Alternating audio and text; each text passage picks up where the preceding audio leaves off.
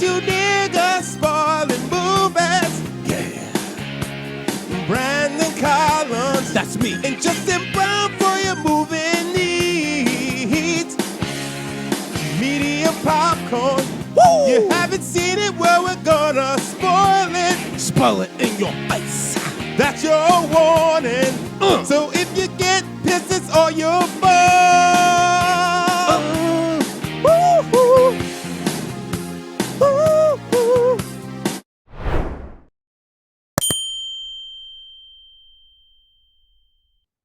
Clap your hands and stomp your feet. It's Brandon Collins, a.k.a. Eddie Collins. What's up, y'all? This is Justin Brown.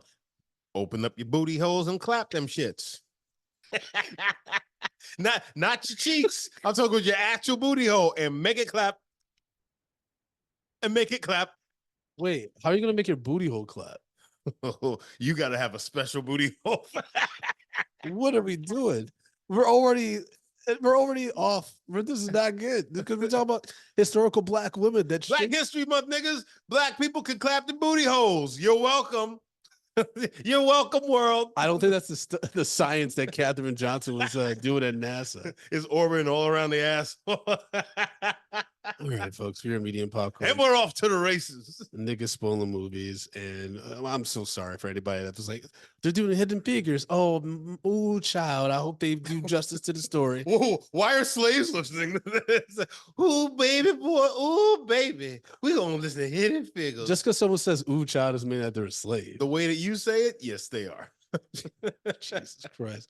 You know, I don't even get into this. What are we doing? Go ahead, Brandon. All right. We're doing a review on Hidden Fences, which came out in I'm sorry? Hidden Figures. Hidden Figures, not Hidden Fences. I put a white journalist. Oh, Jesus, Brandon. Well, it's so easy now. It's synonymous with the shit now because that journalist fucked it up. That's true. Shout out to Jordan Temple, comedian and head writer on Abbott Elementary, who capitalized on that shit and took his career to another place. But yeah, because this came out the same year as Fences. Yes. Because Octavia Spencer was nominated with Best Supporting Actress alongside Viola Davis, who ended up winning for Fences. Now, here's the crazy thing is, this is how lazy the Academy can be, is that they nominated Octavia Spencer for her role in this because they already nominated her for The Help. So it was like, oh, we know Octavia Spencer. We know that black woman. She's reliable. Yep. Janelle Monáe is fucking fantastic in this. Taraji is fucking amazing in Gone this. all the way. And it's like, what are we doing here? What are we doing here? They might as well just have nominated Kevin Costner and just had it. Well, we'll get to that. All up. But yeah, we're or Jim Parsons. It's like, you know what? We like that racist guy. Let's give it to him. Hidden Figures, which was co-written and directed by Theodore Melfi, stars, like we said, Taraji P. Henson, Octavia Spencer, Janelle Monáe, Kevin Costner, Kirsten Dunst, who finally has grown into her face. Yes, indeed. In this, which is weird because her body was tight, but her face always looked old. So now it's like a weird thing. Anyways, Jim Parsons. Mind you, this was years ago. Yes. This is almost 10 years ago. And two-time Oscar winner, but not this time, Mahershala Ali, who... Bro, for someone that's like so calm energy, he's got the amazing presence on screen. Yeah. Like you know what I mean? He never is like loud and like boisterous and shit. It's just very calm. Yeah. But he's distinguished. He's very much a distinguished man. And Aldous Hodge also was in this, just kissing up on Janelle Monáe. Lucky man. And then Glenn Powell in a very low-key white boy role where you're like, Glenn Powell. Like he's been secretly out here working for a long time. Yeah. He's like Coleman Domingo, where it's like he just needed that one movie where everyone's like, "Who the fuck is this guy?" Yeah, and that was Top Gun Maverick. Yeah, good for that guy. Yeah, now he's blowing up. Went off in that one. Yeah, he's everywhere, which is so weird because I get it. Top Gun Maverick was amazing. It was right.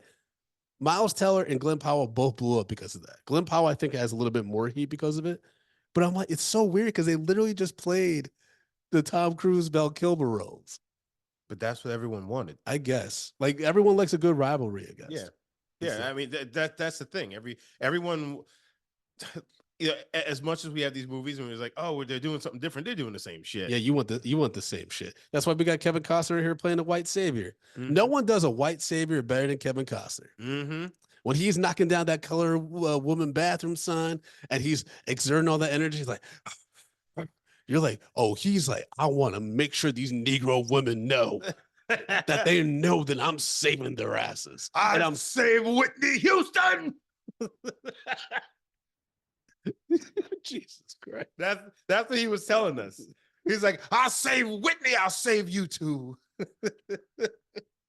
Oh my goodness. You know what's so crazy is like there are moments in this, and I think this is an incredibly important movie for people to watch. I'm sure like it's played in like history classes when like the teachers hungover and shit. Yeah. And or like particularly in Black History Month where they're just like, oh, here's some Negro shit for you, especially in the suburbs. You know, they're playing this shit. Yeah, that's exactly what they do. This is very much palatable for white people. But I remember one time, no, actually, I wasn't. When I was in college, I was I worked down at the school with the kids. Yeah. I love to say it like that. I love to say it like that with the kids because it makes it sound like I was hustling drugs. Yeah. Well, that's why, but you I wasn't. If you know me, you know I wasn't. Anyhow, they've for summer school, they played Roots. Like the entirety of Roots. This is a Black school. Yeah. This is in Yonkers. Roots on DVD.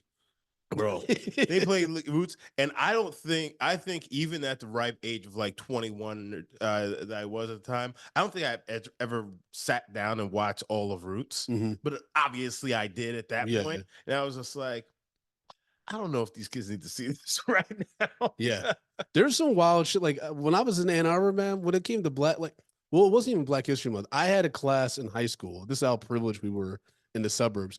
I had a class that was called like film and studies or some shit. It was like a class you wanted to get senior year because it's during the spring of your senior year. Like no one gave a fuck, and all you did was watch movies and talk about it. And we had this hippie white dude, and he showed some wild shit. Like I'm talking about like Birth of a Nation.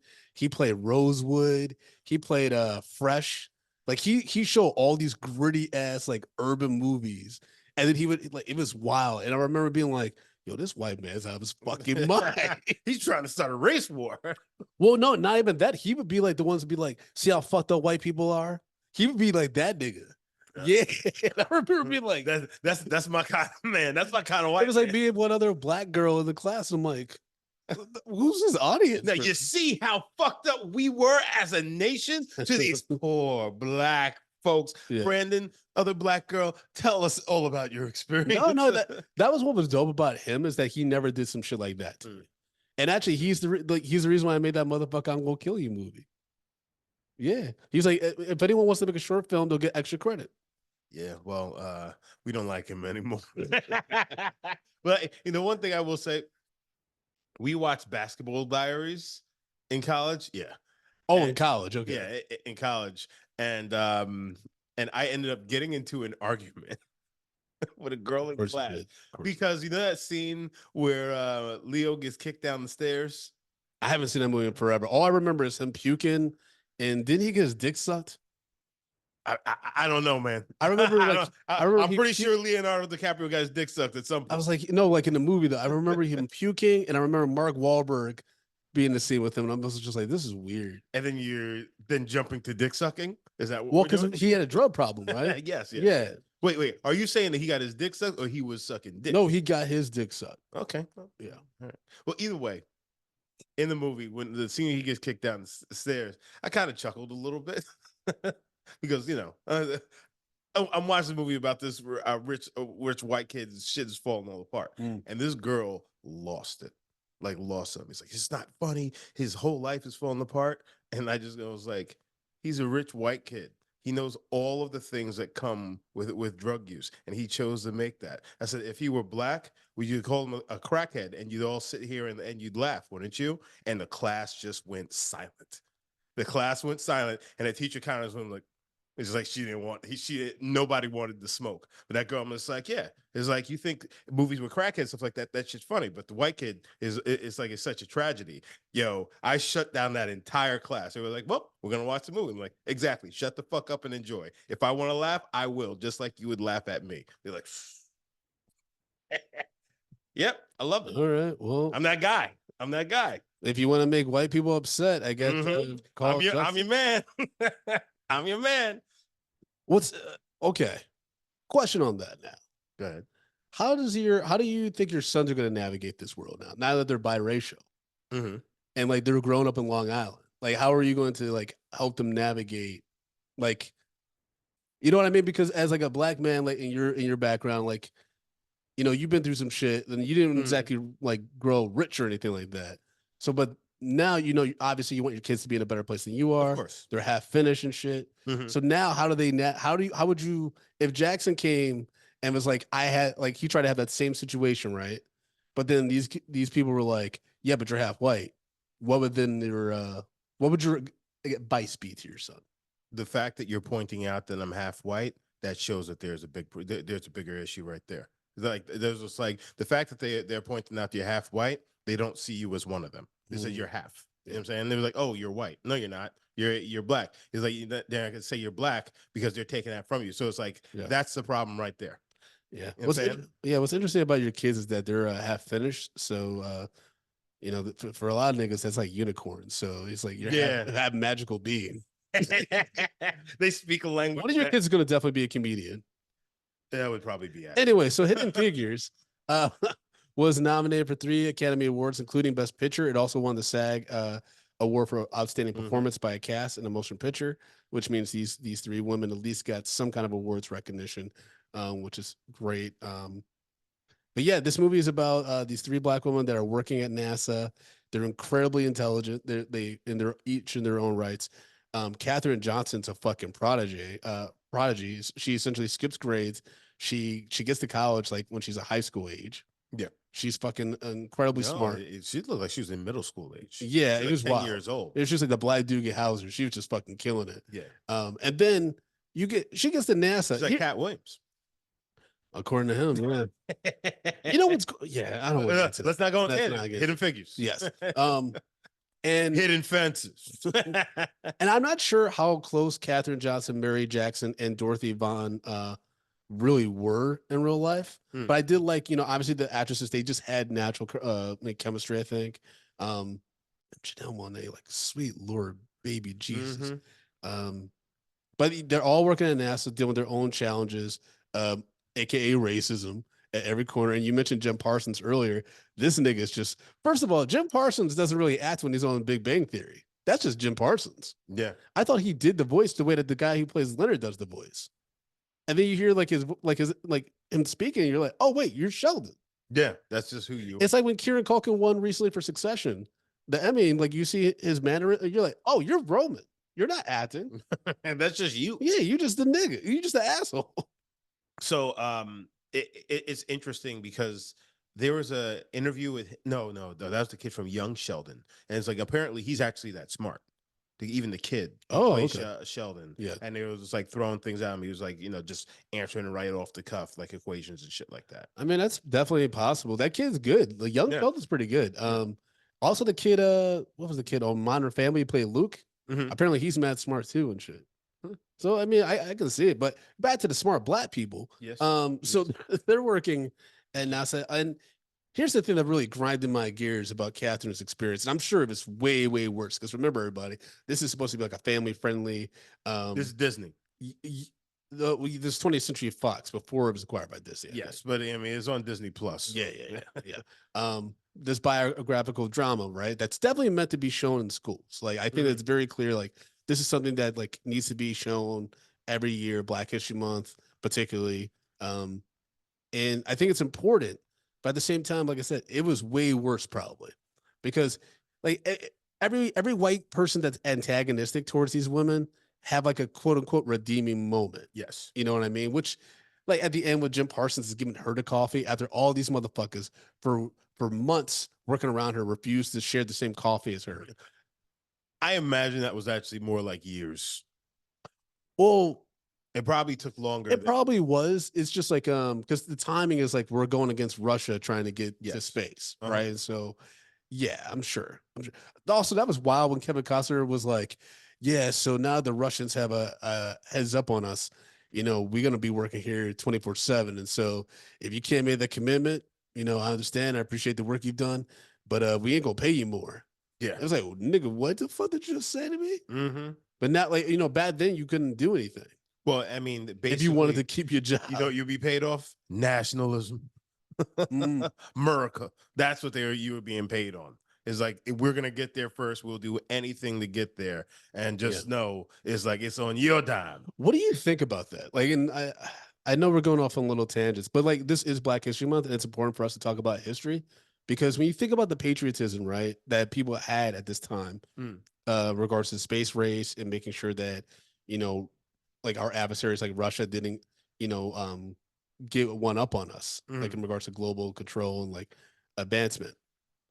That nationalism, like that American pride, is pretty abysmal at this time in this country, right?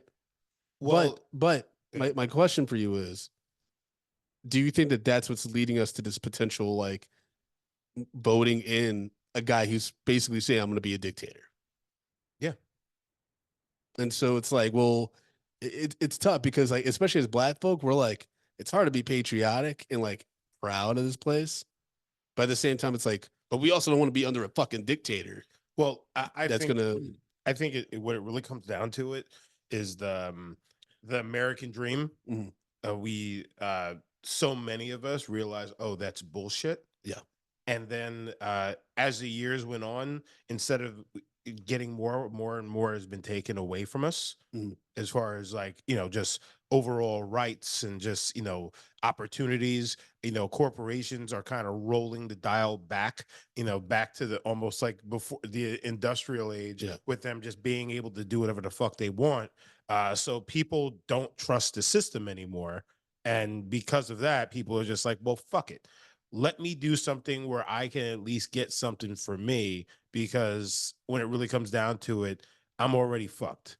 And I think everyone on both sides should kind of be able to look at that and be like, yeah, that's true. And if they're not, they're just not really being honest with themselves. Yeah, I definitely agree with that. I also think that like I think the 24-hour consumption of media and everything like that's really fucked us up too. I think that media in their thirst to satiate us and like just giving us content for no reason. Like I was reading this article on Axios yesterday. It was talking about AI powered fucking robots bartending and stuff. Yep. And I'm looking at this, I'm like, holy shit, like that's gonna take over the service industry. Yeah. But then I pulled up on YouTube, I looked up the same thing, that robot and shit. They're showing demos of it, and it's like, all right, this is scary. But then it kept editing, Justin, and so you got to the point where you're like, oh, this is probably fucking up, but they're cutting around it to make it seem like it's smooth. And I was like, oh, okay, we got at least a few more years before. Yeah, I mean, but you know what I mean? It's like low skill jobs that predominantly impact Black people and low people of color. That's gonna be nightmare at some point. Well, we're not investing in education. We're not we're under resourced. Honestly, though, I don't think it's even about the low skill jobs, because it's also the skilled positions as well. Because the skilled positions, so basically, those plumbers, mechanics is like, well, you're always going to need us. Not until a robot figures out how to figure out how to make a robot do it, then you don't need them either. So everybody, it's like whether you went to college or not, you're about to be fucked. And like people are starting to realize that and be like, hey, we need to stop this shit. People who went to college were even more fucked because now it's like, well, what was the point of paying all this tuition? Yeah, because like all, you learn to, I guess the main thing is like coding, right? But coding, that's going to be gone very quickly. Yeah, for sure. Yeah, so it's like, oh, teach your kids how to code. No, that job's going to be done by computers. It's already done by computers, but the computers are going to take more and more of that pie. It's like, well, they can program the AI. AI is going to be programming itself in the next 2 years.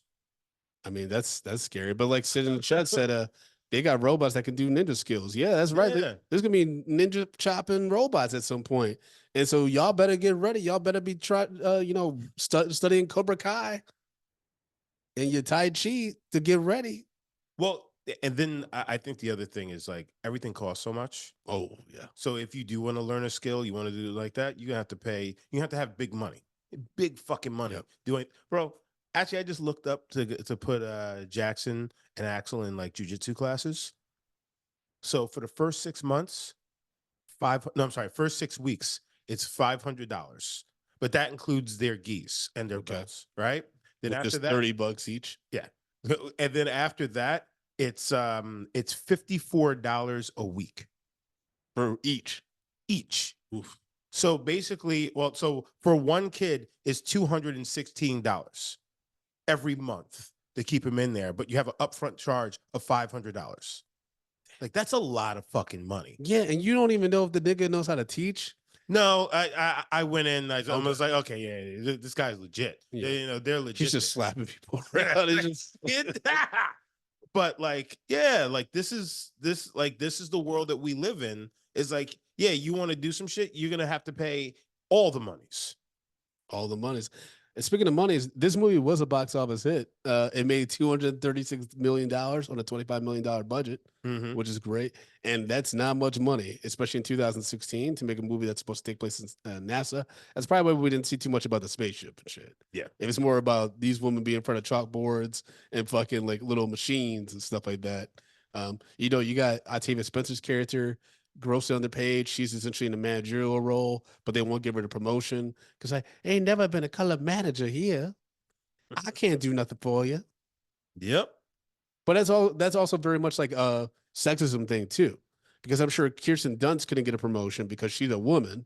Yep. You know what I mean? I was literally about to say that. But it's like, you know it's all across the board. Yeah, and it's all about like, you know, like if I'm your manager and I can't get a raise, then you ain't gonna get a raise. Mm-hmm. It's that hierarchy. It reminded me of when Craig Robinson on The Office wanted a raise, and Michael Scott's like, "Well, I don't get a raise. You can't get a raise." And then like they found out how much Michael Scott made. They were making fun of him. Anyways, so when Taraji P. Henson signed on for the lead role, she met with the real life Katherine Johnson, who was 98 years old at the time, to discuss the character she was about to play. Henson learned that Johnson had graduated from high school at age 14 and from college at age 18 and was still as loose as anyone years younger. After the film was screened for Johnson, she expressed her genuine approval of Henson's portrayal, but wondered why anybody would want to make a film about her life. So she's humble as fuck still. Which is nice, but at the same time, you got to get these flowers, girl. Yeah. And at age 98, Katherine Johnson was the only survivor of the Hidden Figures trio to see their achievements depicted on film. In November 2015, President Barack Obama awarded her a Presidential Medal of Freedom for her work at NASA, was further honored the following year with a new 40,040,000 square foot NASA building that was named the Katherine G. Johnson Computational Research Facility. Mm-hmm. Damn. Yeah, she died 2020 at 101. That's incredible, dude.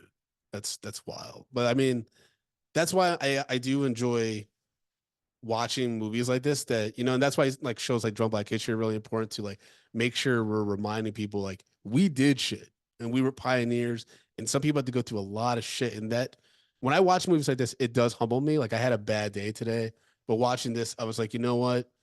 Like things could be a lot worse. I could be up against a lot more shit. You know? And she had 3 kids. Yeah. According to this movie, I don't know how accurate it was at the time, but she had 3 kids. Luckily, she had a family support system that was obviously able to watch her 3 daughters. Yeah. Because she was working overtime, not getting paid. She was stressed as fuck. And she was making a fraction of what those white people in that room. And she had to go across the fucking 40-minute walk just to go to the bathroom. And she was Imagine still doing if math. Shits. And she's still doing math, Mm-hmm. hoping not getting no PP or the boo boo on the papers that she has. Oh, These yeah. are classified documents too. You can't be giving those back. But and they they're got shit redacted. redacted shit in their papers. Redacted with shit. Oh boy, that's terrible. Oh, they were mad at her too. They're giving her redacted documents to break down, and they get mad at her because she has to look up, she had to hold it up to the light so she could see what was redacted to be able to come up with the formulas that these niggas need. Yeah. It's like you tie my hands behind my back. I'm figuring out how to get out the cuffs, and then you still want to get mad at me, Jim Yeah. Parsons. You won't even share a fucking pot of chock full of nuts with me. The worst kind of coffee. The fact that that company's still going is fucking atrocious. Especially with a name like that. It's a crime against humanity that coffee still exists. Chock full of nuts. It's the worst kind of coffee. It's that and Folgers. That's the last thing I want is my mouth chock full of nuts. Right, Brandon? You're such a 5-year-old kid sometimes. Yes, I am. Yeah, that infuriated me. Oh, one quick thing of trivia that our producer Lluvia found. One of the ways that Katherine expresses workplace discrimination is when her coworkers is required to use a separate coffee pot. Whenever the office's coffee area is shown, the brand of coffee they use, chock full of nuts, is also visible. The use of this brand in the context of segregation is historically relevant. Oh, so they were racist too? In 1957, Chalkful and Nuts was one of the first major New York corporations to hire a black executive as a corporate vice president. Oh, they were. Oh, Okay. they were a pioneer. The coffee still sucks. Though. Oh, okay. So Coffee basically, they're just like, hey, you ain't one of us. So we're gonna give you this extra coffee pot. That's your coffee pot, and on top of that, you can drink the nigga coffee. Well, yeah, Yeah, pretty much. yeah. I will say though, having my own cup of pot of coffee ain't bad. Yeah, I'm gonna be mad at that. No, I I give more cups. You niggas are being racist, so you ain't getting. Do you know how many? But if somebody want to do something to the coffee, they know who they're gonna get. Oh yeah. They know who they're gonna get. That's true. You know, one of the white boys put his dick in the coffee. Spit in it, at least, at the very least. Fucking nigga. I never got that. Like, I'm gonna spit in your shit. Yeah, that's gross. Yeah, because I'm just like, no, them fighting words. Oh yeah, no, you even saying it is fighting words. Say that shit. Yeah. I'm gonna spit pop in your mouth. That's it. Real fast. Just you insinuate you gonna spit in my shit, you're gonna be spitting out teeth. She's like, Captain's like, you know, my new husband's Blade, right? In the new MCU, he gonna fuck your shit up, nigga. Don't worry, your kids will know who the hell he is. By the way, man, if that's the true story with her husband, Mahershala Ali, played Jim Johnson, and he took on those 3 daughters. Damn, that's love. That's a lot. That's a lot of responsibility. That's a lot, dude. Yeah. Well, I mean, her husband died. Yeah. That's a fine ass woman. Somebody got to take care of him. Taraji. Don't let him fool you. Taraji. Oh, no. I remember I first saw her in Baby Boy. I fell in love. I was like, Mama, who's that? Because it was her first movie, so no one knew. Yeah. They were like, oh, I don't know who that is. It's true. And you best believe I studied it ever since. What was it? MySpace. There's this girl on MySpace named Camille. Okay. And we became friends. We didn't hook up or anything. MySpace. You had MySpace? Yeah. How come I wasn't in your top 10? Nigga, you weren't close to my top 10. I mean, I think we were off MySpace by the time we started. Yeah, I think it's all about Facebook. Yeah. It's Facebook taken over by then.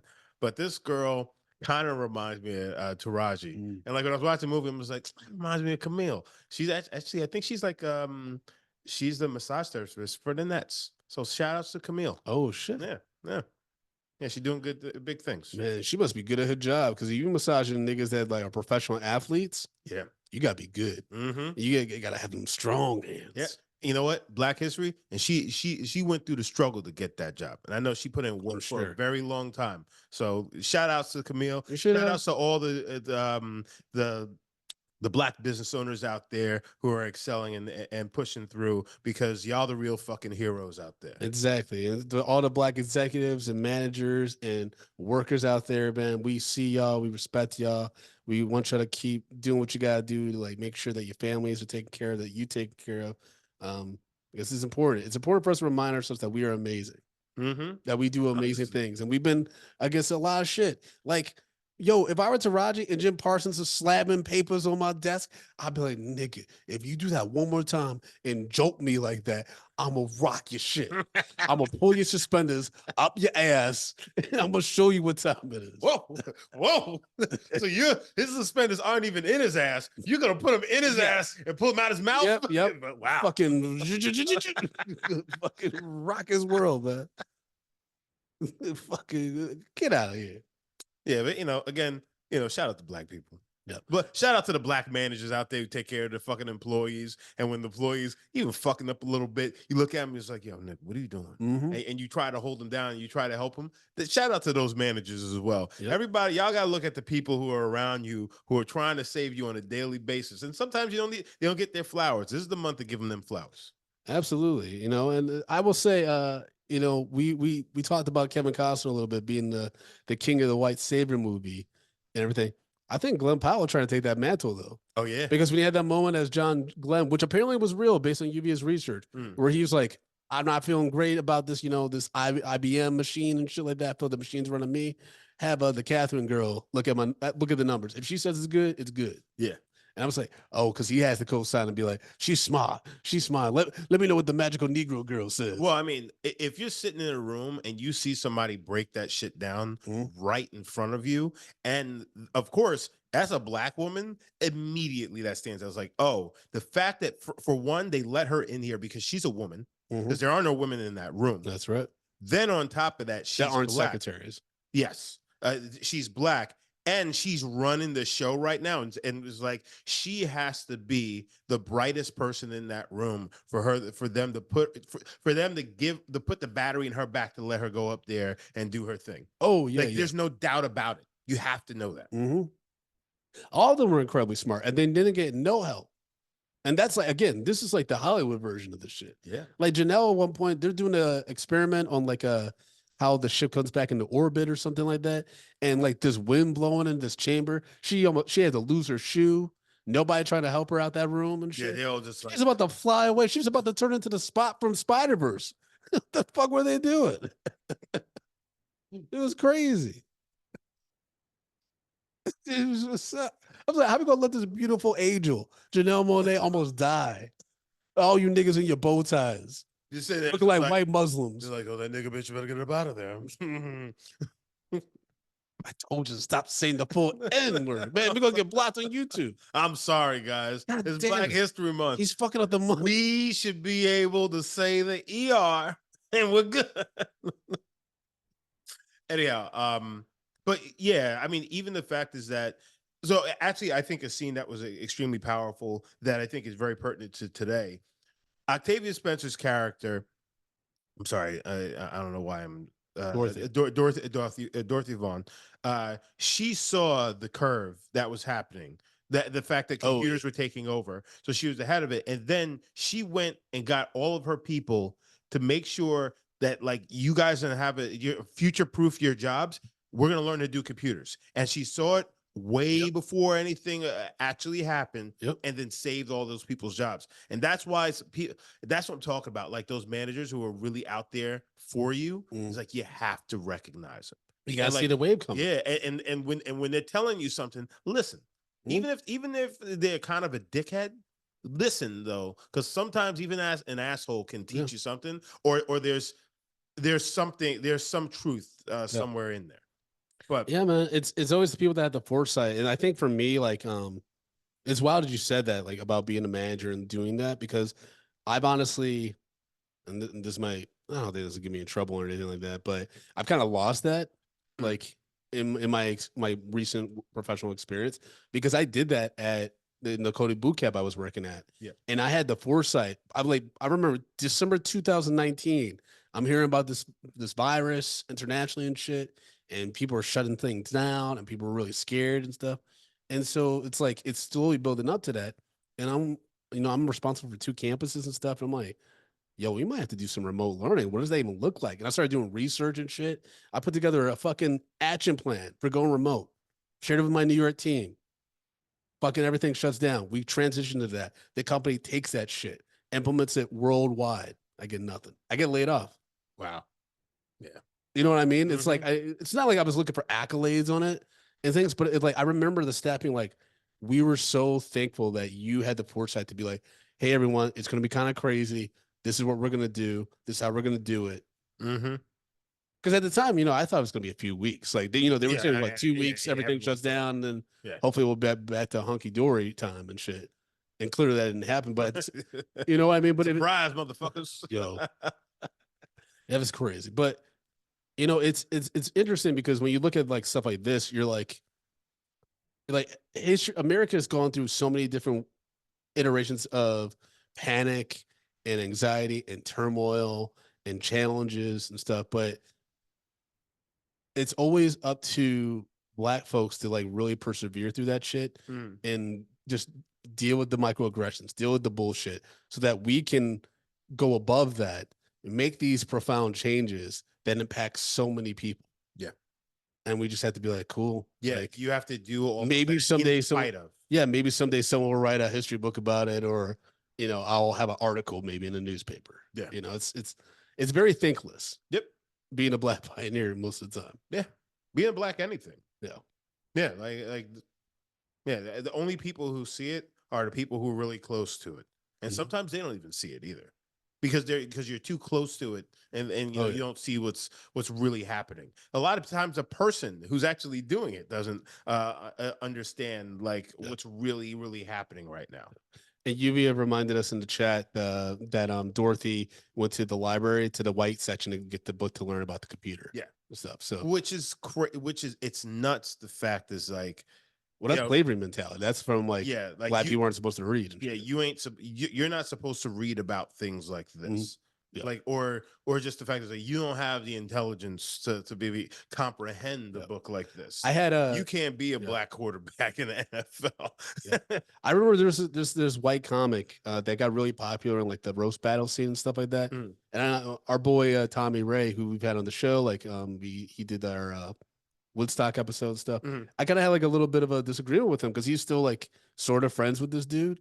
I'm like, I don't fuck with that guy ever since. And I get it. Open mics, you try out a bunch of wild shit. Yeah.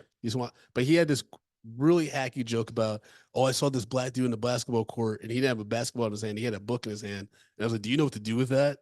And I was just like, it's Yeah. not 1932, nigga. What do you want to get rot? Like, Yeah. there's very few times I've wanted to punch a comic in the face. That was one of them. Fair. Because I'm just like, who's that joke for? Yeah. You know what I mean? Middle Like, America.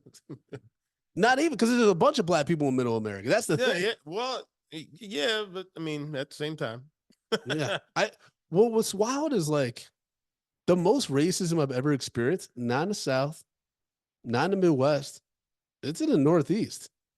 Pennsylvania, Connecticut, Jersey. Yeah. Well, I mean, It's like, I gotta be honest. It's not where you would think that it would be. actually, for me, it was definitely in those other places. Oh yeah. But then again, you know what? I think it's But you also go to some weird, like off the deep that's the places thing. and stuff. I've been places that most like they don't see niggas around here. yeah.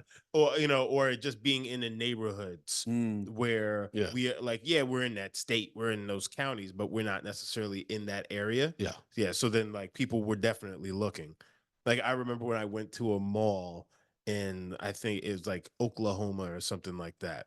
And and this girl says, yeah, we knew you guys weren't from around here because we don't see people like you around here. We're just like, oh, what does that mean?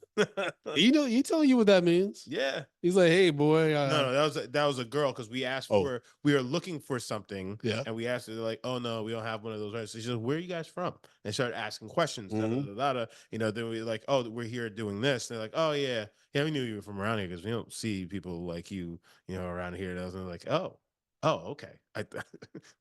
Let's get the fuck about this mall. Yep.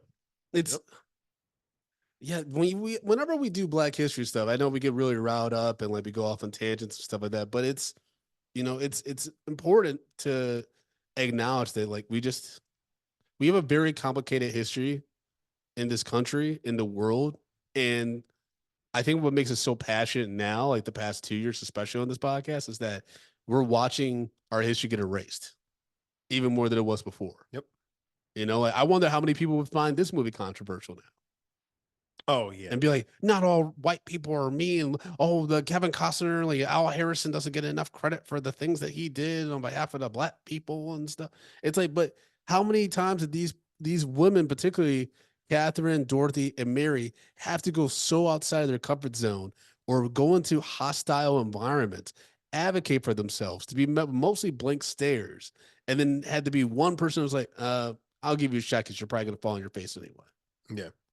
You know what I mean? When Janelle gets to go to school, to go to night school, it's like, damn. And even her husband at one point, or I don't know if Levi Jackson, played by Aldous Hodge, was her husband, boyfriend, what have you. But he was even doubtful, like, oh, yeah, like, they're letting you do that? That ain't gonna work. Yeah, that ain't gonna work. Which I get it, because you're also like, at the time, scary. At the time, it's the early '60s.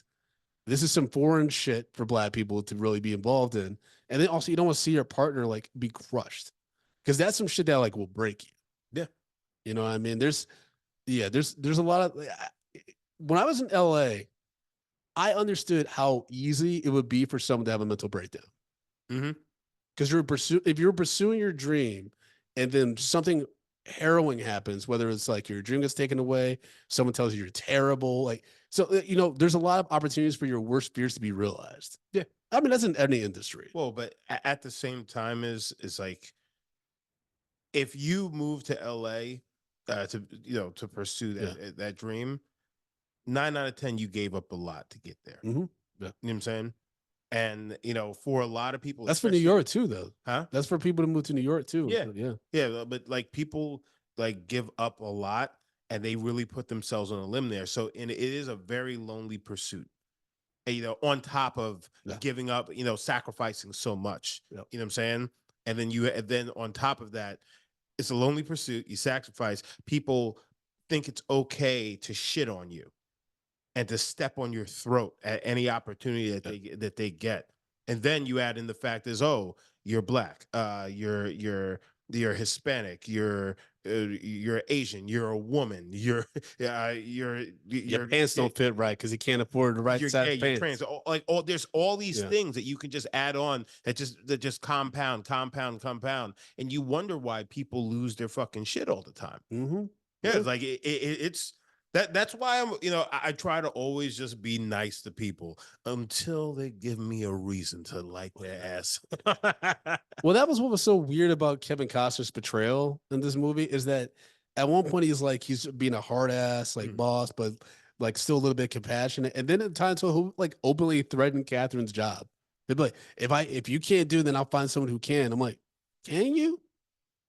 Like for real, can you? Like, because she saw this equation on the board. She's clearly smarter than anybody in here. Who are you going to replace her with? Yeah. Just asking. A computer. That's not up and running yet? Now, David Spencer's the one that's a pioneer. What are we doing? Like, and that's the thing is, I wish I had more confidence in doing that. Like Tati could tell me about that a lot. She's like, you had to have more confidence in being like, find someone else to do this the way I can. Yeah. Go ahead. I mean, sometimes they can, but it is other times it's like, hey, you get what you pay for. I did find this movie redundant in some at times. Yeah. I found a lot of people talking, saying some encouraging words. Then we would see the woman in front of like a chalkboard in front of a group of white people trying to convince them about something. And it's just like a lot of cyclical scenes that we're moving towards the final moment where they get to like rejoice in like the fact that NASA was able to successfully launch the Friendship 7 into orbit and stuff. But you're also like, damn, but they still got a long way to go. They got the fake moon landing and they got the real moon landing and stuff.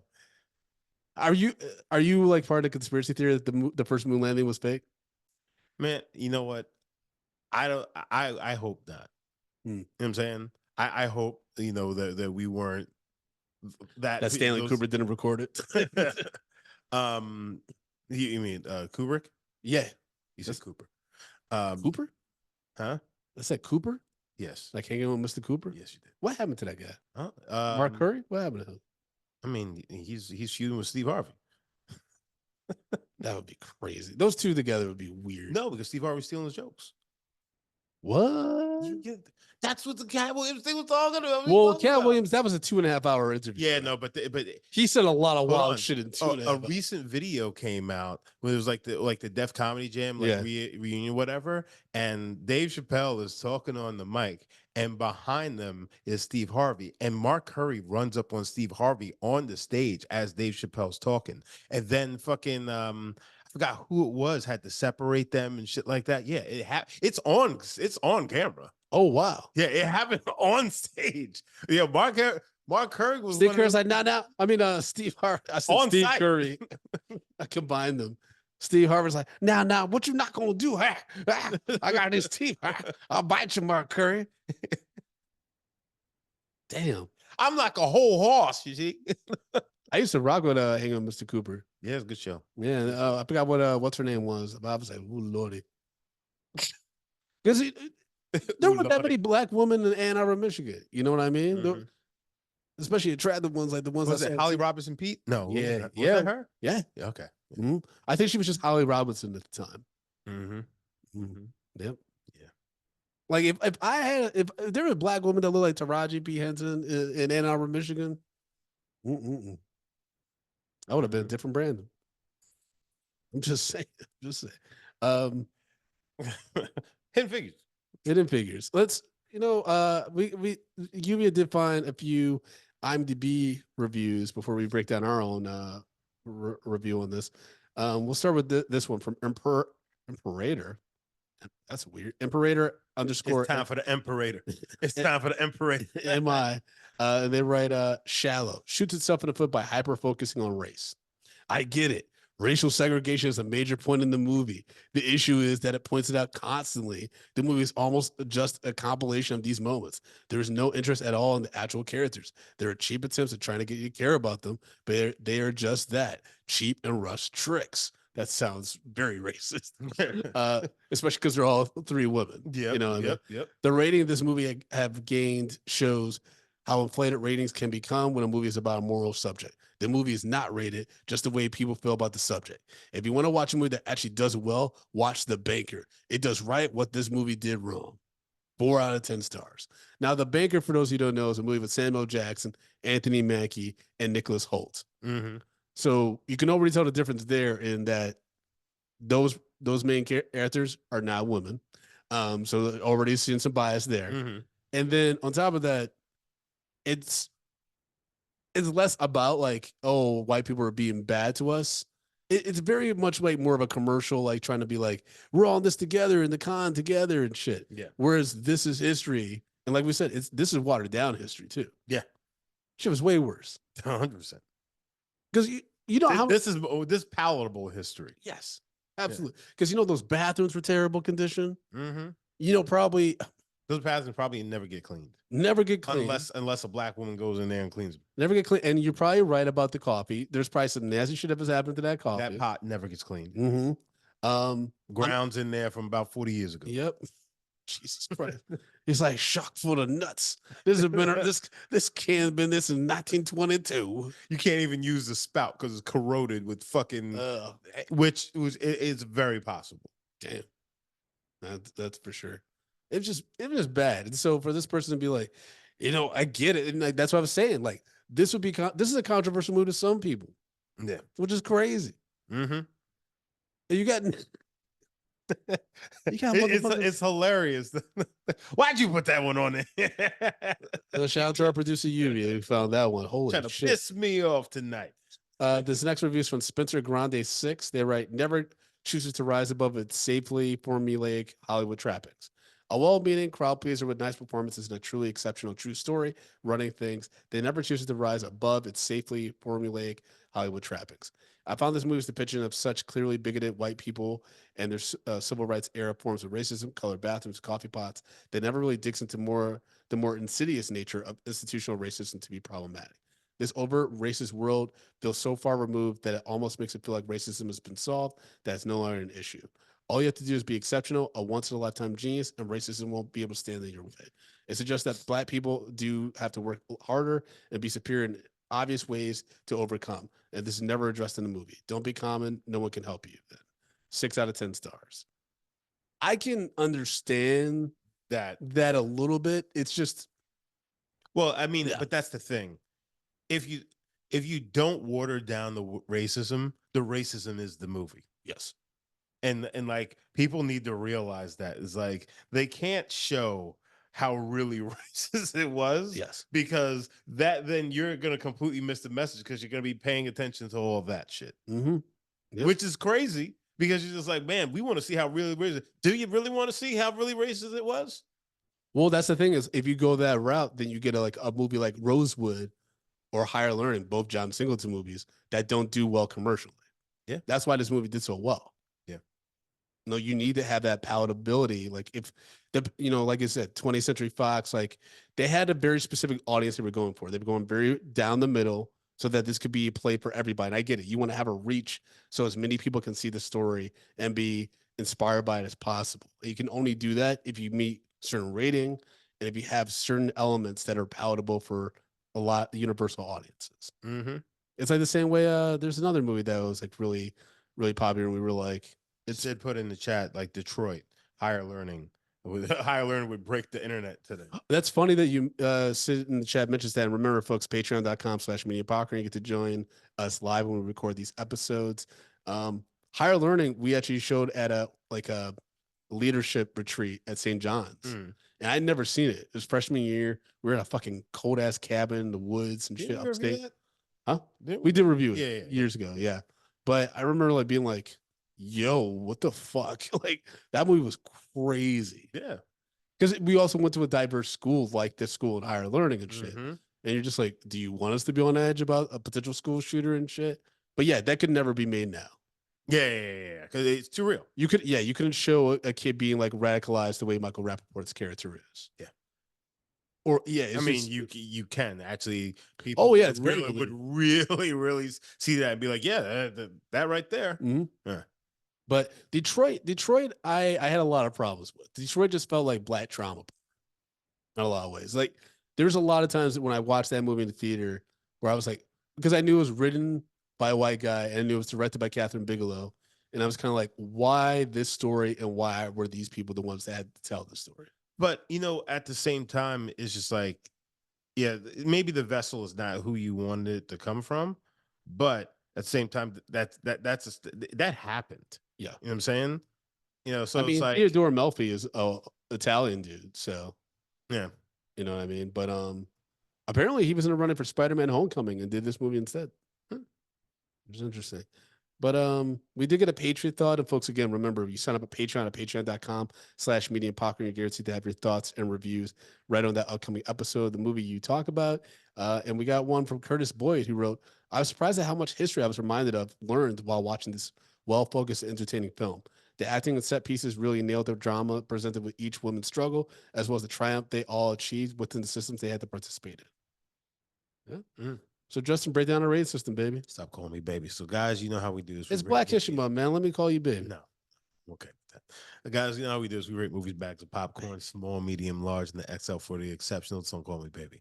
If a movie doesn't deserve any popcorn, we throw it into the dog shit pile. We pile piles and piles of dog shit at the top of it. So, Brandon, we watched the 2016 film Hidden Figures, not to be confused with Hidden Fences, starring Taraji P. Henson, Octavia Spencer, Janelle Monáe, Kevin Costner, Kristen Dunst, Jim Parsons, Mahershala Ali.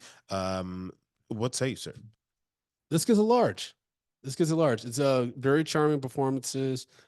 Hits those good dramatic beats. Like I said, it's a bit redundant at times, and even though with the white savior Kevin Costner stuff, but that's par for the course. It's Kevin Costner. That's what he does. Mm-hmm. That's what he does. He's a white savior for people of color, for aliens, a la Superman. He does it all. Yep. And even for water niggas.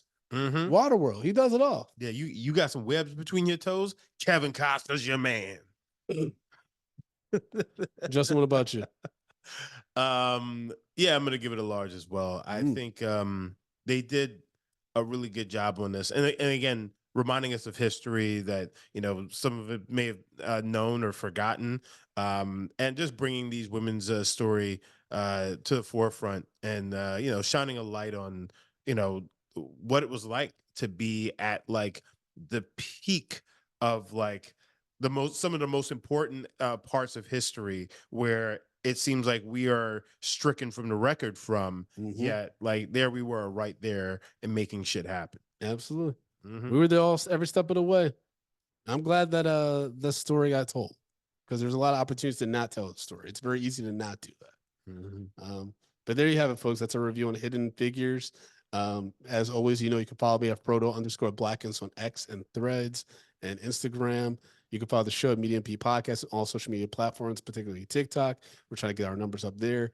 And then if you're watching this on YouTube, push that subscribe button, and so you get alert about all future reviews and celebrity interviews that we have on there. And Justin, if you want to support the show financially as well as follow you, what could they do, my brother?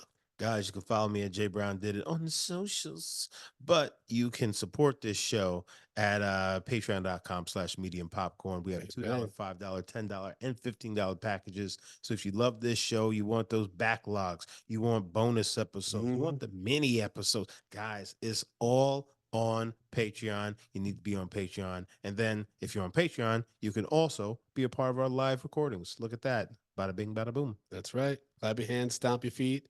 It's a holiday. More importantly, it's Black History Month. We'll talk to y'all soon. Peace.